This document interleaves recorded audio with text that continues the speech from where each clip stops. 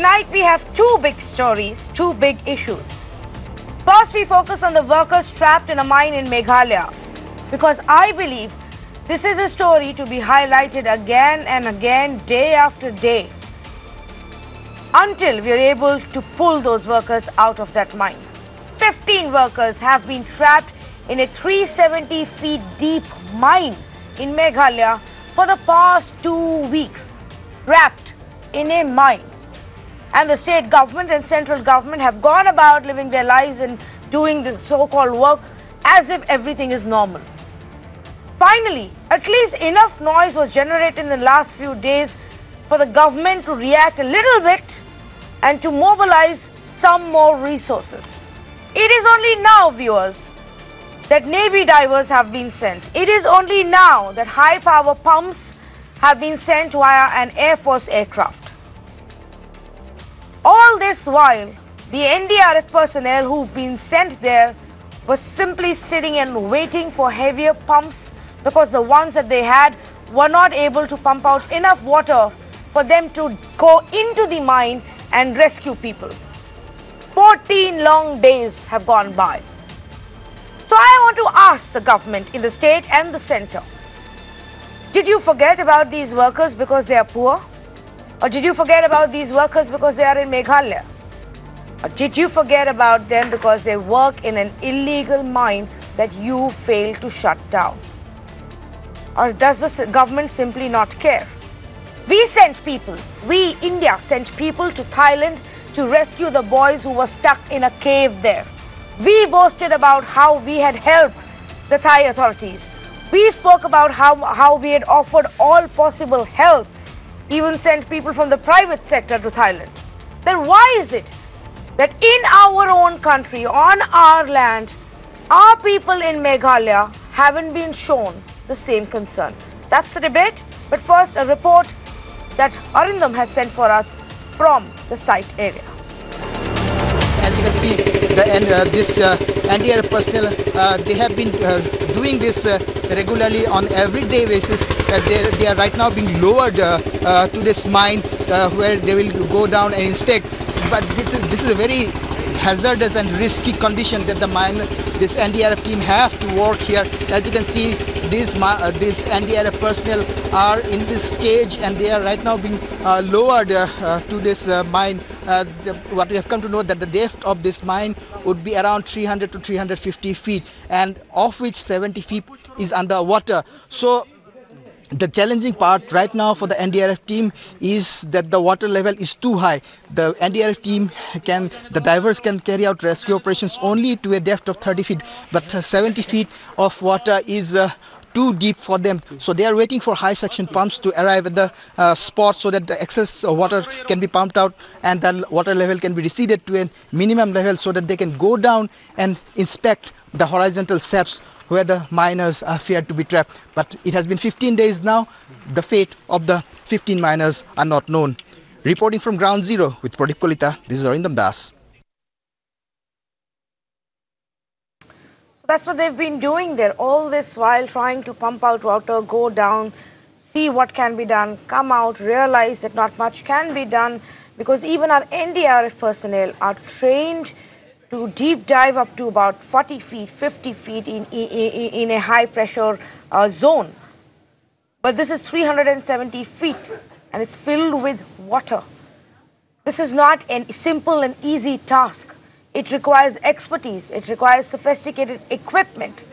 It requires all the possible attention of the authorities, none of which has happened in the last 2 weeks. Mr. Bhaskar Ghosh of the BJP joins me this evening. Mr. Ghosh was with us last evening as well, talking about this. Mr. Ghosh, we understand finally the government has realized that the help is needed and the Navy and the Air Force have already also been sent in today.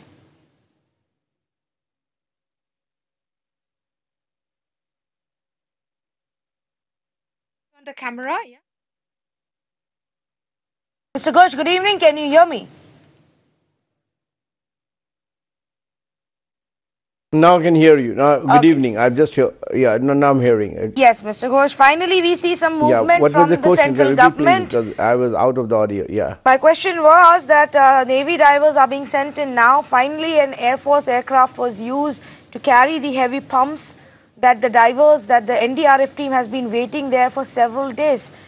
So we could have done something about it, but we didn't do it for past 2 weeks. Would you agree?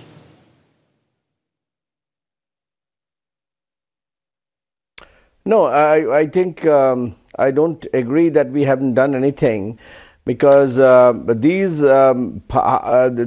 high-powered submersible pumps, they are coming from different location. Perhaps by the time you know that it's coming from Dhanbad and Madhya Pradesh. So these pumps are not available in even if the CIL headquarter in Meghalaya or the Northeast. So it has to be accumulated, and it has to send it through the aerial route, and then it will truck down to the very critical and this locations of these mishaps. So we have already started augmenting the entire machineries and manpower. A special committee of experts have been formed, so that the machine could be properly used with the maximum efficiency and maximum capacity utilization. Yes, but I don't understand, and this argument that you're presenting to me that it takes time because it is coming from Dhanbad or wherever, within our own country, how can it take 2 weeks for us to carry a pump from Bilaspur and Dhanbad to Shillong, Mr. Ghosh? It takes 2 weeks. No, there is already a spokesperson of CIL. No, spokesperson of CIL has already given a statement that the letter has come from the state government, received by them quite late. Yes. And then after, immediately they have mobilized the entire machineries. But NDRF was tried. First of all, they tried with the small pumps whether it could be, but because of the fresh and flash floods, they cannot manage with small pumps. So it has taken a bit of time there by using the small pumps and evacuating the water, and so even all the Chief divers Minister, were ready to from what I can go when it's 40 feet. Yes, from what I could read online, and I could find the Chief Minister actually over 5 days ago, on 22nd December, he said the time was running out for the miners trapped inside the mine since 13th of December. He realized this on 22nd December. And now the state government has sought high-power submersible pumps from Coal India Limited. But like you're pointing out, the Coal India spokesperson tells us that they only got the letter. And Kirloskar. They only got the letter dated 26th December on 26th December, Mr. Ghosh. So did we also lose a letter somewhere in between? Like the pumps took 2 weeks to reach Meghalaya, the letter took 2 weeks or 4 days to reach from Meghalaya to the Coal India office? To be very honest, and this is a logistic problems or answer to be given from the logistic angle, and why it has taken so much of time, where it has been sent, and all this kind of thing. I don't have a real time record on this, but obviously, if you see that the communication from one government to another government departments, and after getting the letter, CIL immediately activated. Apart from that, Kirloskar was also summoned, and Kirloskar is also responding for offering their pumps. Yes. So now I think it would be odd. It would be odd if Kirloskar does not do any politics. This is not politics. I don't even have an opposition tonight on this panel. This is us discussing what the government's efforts have been and are going to be to save 15 lives played, and last of Indians. No, because 15 lives are at stake. We showed a lot more interest and enthusiasm for people who were stuck in Thailand, for children who were stuck in Thailand, than we are doing for people who are stuck in our own country in similar difficult terrains. A lot many more people, including ministers and political leaders, spoke up about the Thailand rescue operation where we sent the Kirloskar guys even then, where we use the expertise that miners had in our country, But even please, then. But please, I don't see I just people want to put one except you point and me, here. Mr. Bhaskar Please do Ghosh, not compare sitting and this with the talking about Thailand. it. Why should I not Please do compare not it? compare this with the Thailand. Why should I Because not compare Thailand it? rescue operation was different. How was it And this different? rescue operation is different. How is Number your one, the intent different there? positional. How is Yeah, I'm your telling you intent different technically. there? No, not technically. What did I just raise? From the I just geographical, spoke from about the your intent. I spoke about the factually also, interests that the government showed when it geographical came to a position was Thailand. different. No. The criticality of the operation was different. There was no rat holes was there, so there is the movement of the divers was not so impossible over there. So you cannot have a mirror image of the Thailand and Meghalaya. You cannot, because Meghalaya is more critical and the terrain is absolutely a very tough terrains to operate and this kind of use rescue operations. So therefore, Thailand was not as critical as that, and therefore, you please don't compare with Thailand and Meghalaya. So you The misunderstood entire what I was platforms are saying different right altogether. now, Entire Mr. platforms are Ghosh. different. Mr. Ghosh, even if I take what you're saying, that this is a lot more complicated and difficult challenge, the fact of the matter is what I was highlighting is how the government and politicians of our country and the big names of our country spoke a lot more about sending help, offering help to Thailand than we are doing about Meghalaya. That was the point that I was making. Why is it that the Chief Minister hasn't even visited the site? For Meghalaya, Why first of is all, it that nobody for from the Thailand central it was a government, help, including the and minister from for Northeast, hasn't even visited this site? These 15 people are not important. Just because Thailand was grabbing the international headlines, you wanted to be a part of it and not save your own people? 24 hours prior. Home Ministry hasn't done Prime anything Minister's except office from and the Home starting Ministry yesterday. is keeping a watch 24 hours. Keeping a watch on what? Nothing is happening No, there. no. What are If you it is keeping not a watch on? It has not made public and it has not What are made you media. keeping Doesn't a mean watch they're not doing on? it. You've Of been course they're watching doing it. how Prime Minister's office is. NDRF personnel have been sitting there and waiting for pumps to arrive. You've been watching how the families of those 15 workers have been crying every day for attention. Oversimplification. This is really NDRF shocking. and I'm going to go SDRF across. has first tried to get the job done through smaller pumps available. Then only they have not been able to do that, so they have switched over to the large 100 horsepower submersible pumps. Then they told the authorities we need higher pumps, and then they waited. They didn't even know what the plan was. We spoke to one of the commanders who was present at the site, and he said, I have heard that the pumps are going to arrive from Coal India in some time. That's the level of communication that's taking place between the people who are supposed to carry out the rescue operations and the authorities who are helping these NDRF personnel. I'm going to go across to, I also have Hasina Karbi joining us, founder of Impulse NGO. They've done a lot of work highlighting the illegal mining that goes on in this region. But before I go to Hasina, let me go across to David Lifelong, the president of the Shillong Press Club. David, thank you for speaking with us. David, help us understand why is it that it took 2 weeks for the authorities to wake up and send an Air Force aircraft, send the Navy divers only now? Help us understand why is it that it took 2 weeks for the authorities to wake up and send an Air Force aircraft, send the Navy divers now? Well, it's a classic case of never too late, but it is actually too late. And you can imagine the apathy when the help comes at the 13th hour, not at the 11th. David, if I can just request you to mute the TV in the background because we are not able to hear you clearly. So if you can just mute that, then we will be able to hear you better as well. Go ahead, please. See,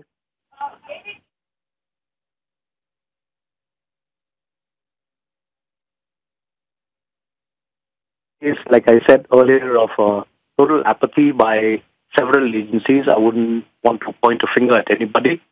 But the very fact that, at the 13th hour, a team of the NDMA and the Odisha Fire and Emergency Services are airlifted by the Indian Air Force and land at 11:30 in the morning in Guwahati airport and are left there stranded till 5:45 because there was no vehicles to transport or ferry them. So if you're really in need of help, then why do you have to make them wait and frustrate them? They have to travel over difficult terrain, 270 kilometers approximately. They'll probably reach by about 2:33 early Saturday morning, which means another day is wasted. So what are we talking about?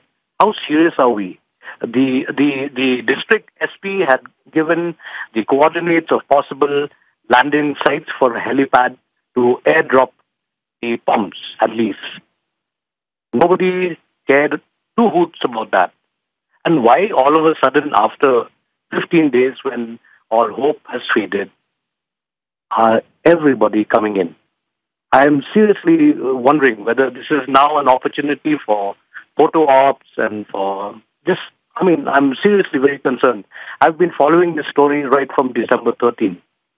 I spent my whole Christmas over these miners, and I'm so sorry to tell you that actually everything that's been handled right now, we don't have a DC, by the way. The deputy commissioner has gone on medical leave. There is no competent officer to actually oversee the operations. Tomorrow, when the teams come and reach, who's going to coordinate?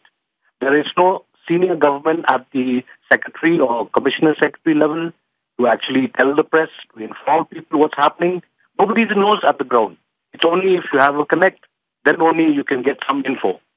So everything it's a very shocking thing, David, that you've highlighted, and a very valid point that the rescue teams with more equipment have landed and been airdropped to Guwahati, and then there is nobody to coordinate on the transport. So from Guwahati to Shillong and further, which is just a few hours of travel, hasn't happened, and we've wasted an entire day just because of that. Now, if this, viewers, doesn't show you the lack of interest, the apathy of our government, then I don't know what else will prove it. If this doesn't wake up our authorities, how can you take this so non-seriously?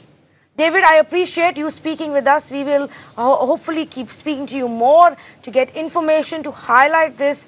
We too may have been late in highlighting this story, but hope remains that maybe there is still time.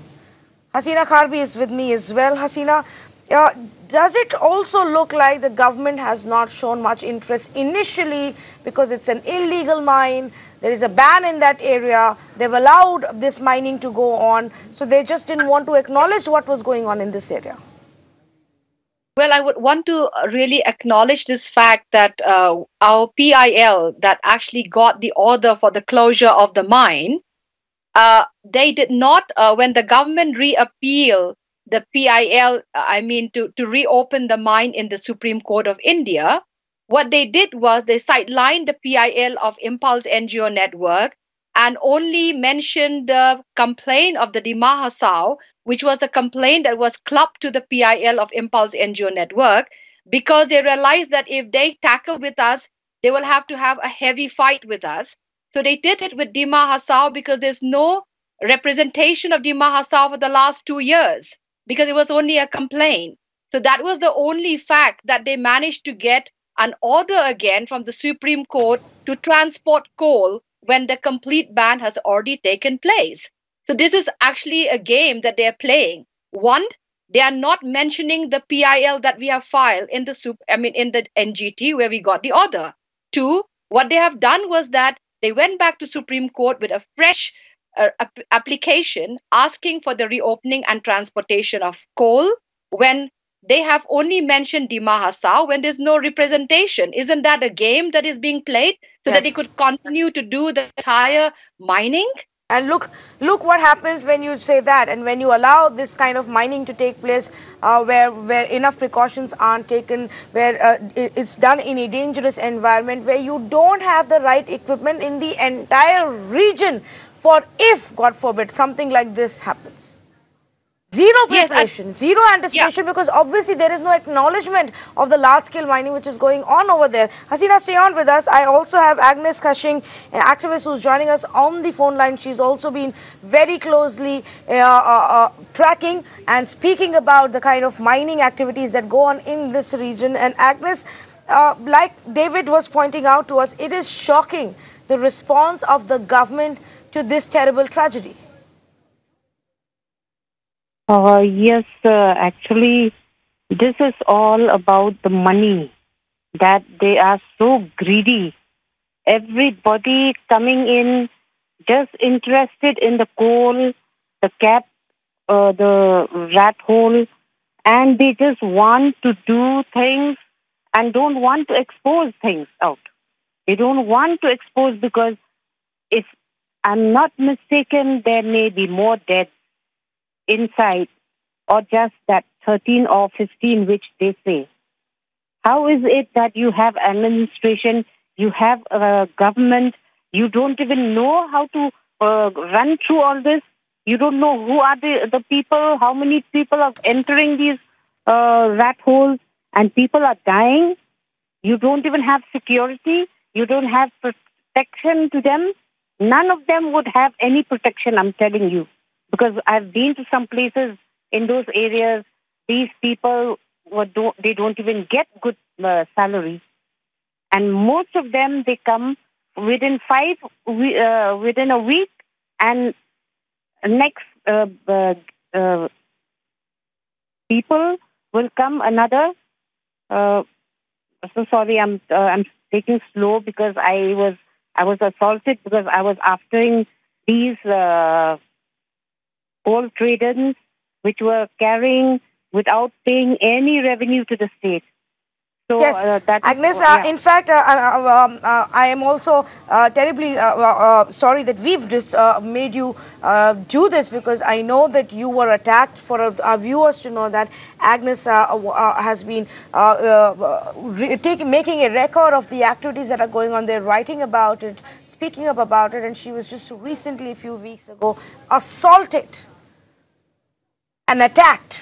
She's still recovering, which is why she could also join us live. But I really appreciate, Agnes Cushing, that you spoke with us. I'm telling you, if they are not taking it seriously, there will be more lives. Because people, as we talk, I'm definite they are getting information.